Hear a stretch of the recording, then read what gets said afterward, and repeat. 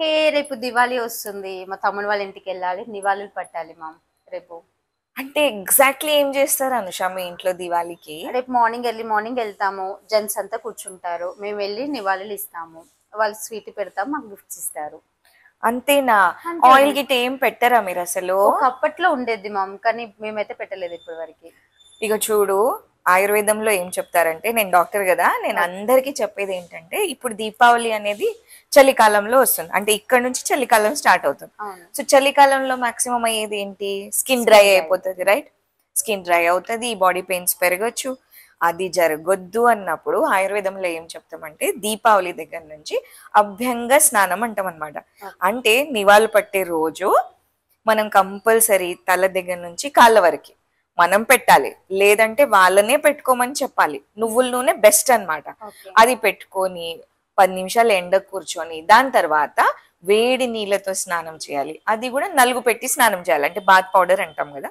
దానివల్ల ఈ skin dryness ఏదైతే ఉంది కదా, అది మెయిన్ హ్యాండిల్ అయిపోతుంది. ప్లస్ మన బోన్స్ కూడా చాలా స్ట్రాంగ్ అవుతాయి.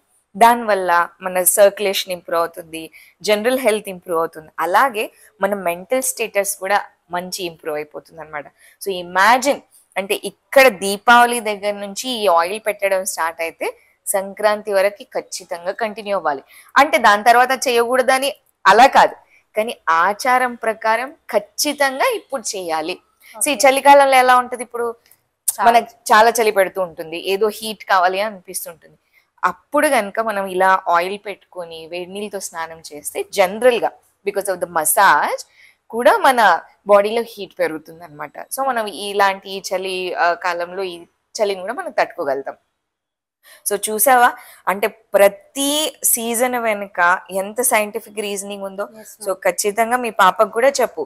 అంటే ఓన్లీ జెంట్సే పెట్టుకోవాలని ఏం లేదే, మనం కూడా రోజు ఆయిల్ పెట్టుకోవాలి. ఈ మాయిశ్చరైజర్ క్రీమ్స్ కానీ అలాంటివి పెట్టుకోకుండా ఆయిల్ పెట్టుకుంటేనే స్కిన్ న్యాచురల్ గా గ్లో అవుతుంది. అలాగే నలుగు పిండి పెట్టి మనం స్నానం చేసామనుకో, కెమికల్స్ లేకుండా ఉంటది కాబట్టి ఎక్సెస్ గా డ్రై అవ్వదు. జనరల్ గా ఇప్పుడు మనం పెట్టే సోప్స్ వల్ల స్కిన్ డ్రై అయిపోవచ్చు, కానీ అదే నలుగు పిండి పెట్టి చేస్తే మాత్రం super soft, super beautiful.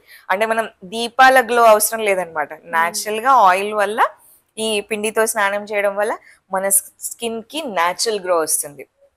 So Deepavali this time will celebrate with అభ్యంగ స్నానం. సో రేపు మాత్రం ఇది చేయాల్సిందే, సరేనా?